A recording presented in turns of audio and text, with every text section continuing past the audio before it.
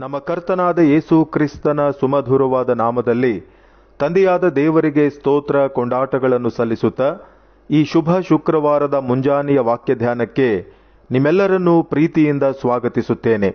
ಪ್ರಿಯರೇ, ಈ ದಿನ ಓದಿರುವಂಥ ವಾಕ್ಯ ಭಾಗದಲ್ಲಿ ಇಸ್ರಾಯೇಲ್ಯರ ಸರ್ವ ಸಮೂಹದವರ ಪಾಪ ಪರಿಹಾರಕ್ಕಾಗಿ ಮಹಾಯಾಜಕನು ವರ್ಷಕ್ಕೆ ಒಂದು ಸಾರಿ ಹೋತ ಹೋರಿಯ ರಕ್ತವನ್ನು ತೆಗೆದುಕೊಂಡು ದೇವಾಲಯದ ಅತಿ ಪರಿಶುದ್ಧ ಸ್ಥಳವನ್ನು ಪ್ರವೇಶಿಸಿ ಮಂಜೂಷದ ಮೇಲಿರುವ ಕೃಪಾ ಸಿಂಹಾಸನದ ಮುಂದೆ ಆ ರಕ್ತವನ್ನು 7 ಸಾರಿ ಚಿಮುಕಿಸುತ್ತಿದ್ದನು.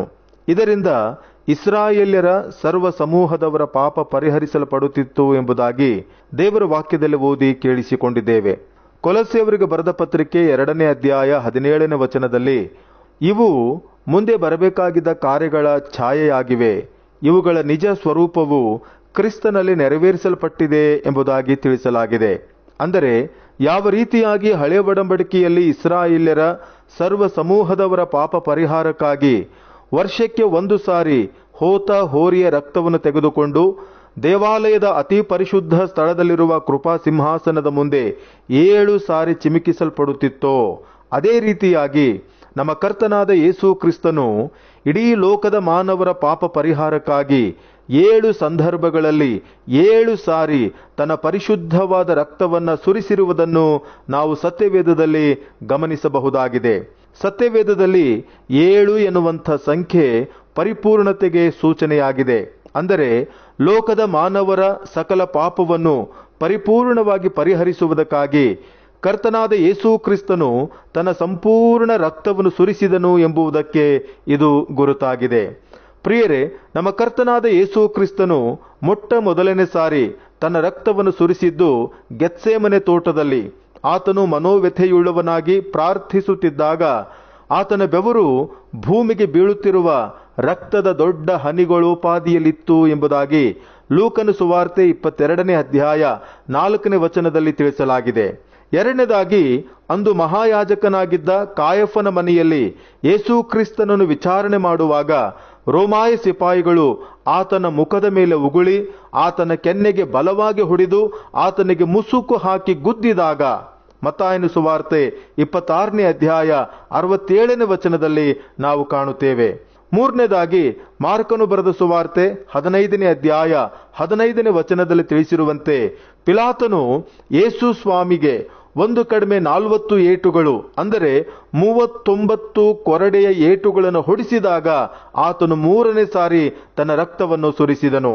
ನಾಲ್ಕನೇದಾಗಿ, ಮಾರ್ಕನು ಬರೆದ ಸುವಾರ್ತೆ 15ನೇ ಅಧ್ಯಾಯ ವಚನ 16ರಿಂದ 19 ವಚನಗಳಲ್ಲಿ ಉಲ್ಲೇಖಿಸಿರುವಂತೆ ನಮ್ಮ ಕರ್ತನಾದ ಯೇಸು ಕ್ರಿಸ್ತನು ತನ್ನ ರಕ್ತವನ್ನು ಸುರಿಸಿದ್ದು ಆತನ ತಲೆಯ ಮೇಲೆ ವಿಷಕಾರಿಯಾದ ಮುಳ್ಳಿನ ಕಿರೀಟವನ್ನಿಟ್ಟಂತ ಸಂದರ್ಭದಲ್ಲಿ.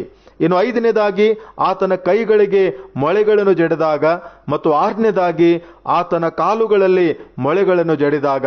ಇದು ಮಾರ್ಕನ ಸುವಾರ್ತೆ 15ನೇ ಅಧ್ಯಾಯ 24ನೇ ವಚನದಲ್ಲಿ ನಾವು ಗಮನಿಸುವಂತವರಾಗಿದ್ದೇವೆ. ಮತ್ತು 7ನೇದಾಗಿ, ಕೊನೆಯದಾಗಿ ಆತನ ಪಕ್ಕೆಯಲ್ಲಿ ಈಟಿಯಿಂದ ತಿವಿದಾಗ ರಕ್ತ ನೀರು ಹೊರಟು ಬಂತು ಎಂಬುದಾಗಿ ಯೋಹಾನನು ಬರೆದ ಸುವಾರ್ತೆ 19ನೇ ಅಧ್ಯಾಯ 34ನೇ ವಚನದಲ್ಲಿ ಕಾಣುವವರಾಗಿದ್ದೇವೆ. ಹೀಗೆ ಆತನು ತನ್ನ ದೇಹದಲ್ಲಿ ಒಂದು ತೊಟ್ಟು ರಕ್ತವನ್ನು ಇಟ್ಟುಕೊಳ್ಳದೆ ಸಕಲ ಮಾನವರ ಪಾಪ ಪರಿಹಾರಕ್ಕಾಗಿ ತನ್ನ ಸಂಪೂರ್ಣ ರಕ್ತವನ್ನು ಸುರಿಸಿ ನಿತ್ಯವಾದ ರಕ್ಷಣೆಯನ್ನುಂಟು ಮಾಡಿದ್ದಾನೆ. ಆತನ ಪರಿಶುದ್ಧವಾದ ರಕ್ತವು ಮಾನವರ ಸಕಲ ಪಾಪಗಳನ್ನು ತೊಳೆದು ಶುದ್ಧಿ ಮಾಡುತ್ತದೆ. ಯಾರು ಆತನನ್ನು ನೆರವೇರಿಸಿದ ಈ ಮಹಾಯಜ್ಞವನ್ನು ನಂಬಿ ಆತನನ್ನು ತಮ್ಮ ಸ್ವಂತ ರಕ್ಷಕನನ್ನಾಗಿ ಅಂಗೀಕರಿಸುತ್ತಾರೋ ಅವರು ಶುದ್ಧೀಕರಣ ಹೊಂದಿ ದೇವರ ಮಕ್ಕಳಾಗಿ ನಿತ್ಯತ್ವವನ್ನು ಪಡೆದುಕೊಳ್ಳುವಂತ ದೊಡ್ಡ ಸೌಭಾಗ್ಯಕ್ಕೆ ಅವರು ಪಾತ್ರರಾಗುತ್ತಾರೆ. ದೇವರು ಈ ವಾಕ್ಯ ಭಾಗವನ್ನ ನಮ್ಮೆಲ್ಲರ ಆತ್ಮನ ಪ್ರಯೋಜನಕ್ಕಾಗಿ ಆಶೀರ್ವದಿಸಲಿ. ಪ್ರಾರ್ಥನೆ ಮಾಡೋಣ. ಪ್ರೀತಿಯುಳ್ಳ ಪರಲೋಕದ ತಂದೆಯಾದ ದೇವರೇ, ನಿನ್ನ ಅತಿ ಪವಿತ್ರವಾದ ನಾಮಕ್ಕೆ ಸ್ತೋತ್ರ ಉಂಟಾಗಲಿ. ಈ ಸುಂದರವಾದಂಥ ಮುಂಜಾವಿನ ಸಂದರ್ಭದಲ್ಲಿ ನಿನ್ನ ಜೀವವುಳ್ಳ ವಾಕ್ಯಗಳನ್ನು ಧ್ಯಾನಿಸುವಂತೆ ಕೊಟ್ಟಂತ ಅವಕಾಶಕ್ಕಾಗಿ ನಿನಗೆ ಸ್ತೋತ್ರ. ಹೌದು ಸ್ವಾಮಿ, ಹಳೆ ಒಡಂಬಡಿಕೆಯಲ್ಲಿ ಇಸ್ರಾಯೇಲರ ಪಾಪ ಪರಿಹಾರಕ್ಕಾಗಿ ಹೋತ ಹೋರಿಯ ರಕ್ತ 7 ಸಾರಿ ಕೃಪಾ ಸಿಂಹಾಸನದ ಮೇಲೆ ಚಿಮಿಕಿಸಲ್ಪಡುತ್ತಿತ್ತು.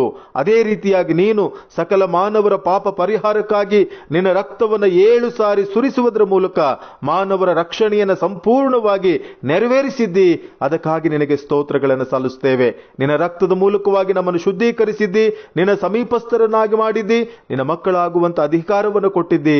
ಅದಕ್ಕಾಗಿ ನಿಮ್ಮನ್ನು ವಂದಿಸುವಂತವರಾಗಿದ್ದೇವೆ. ಕರ್ತನೇ, ಈ ದಿನ ಈ ವಾಕ್ಯಗಳನ್ನು ಕೇಳಿಸಿಕೊಳ್ಳುತ್ತಿರುವಂತಹ ಪ್ರತಿಯೊಬ್ಬೊಬ್ಬರನ್ನ ಆಶೀರ್ವದಿಸು. ಯೇಸುವಿನ ನಾಮದಲ್ಲಿ ಬೇಡಿದ್ದೇವೆ ಕರ್ತನೇ, ಆಮೇನ್.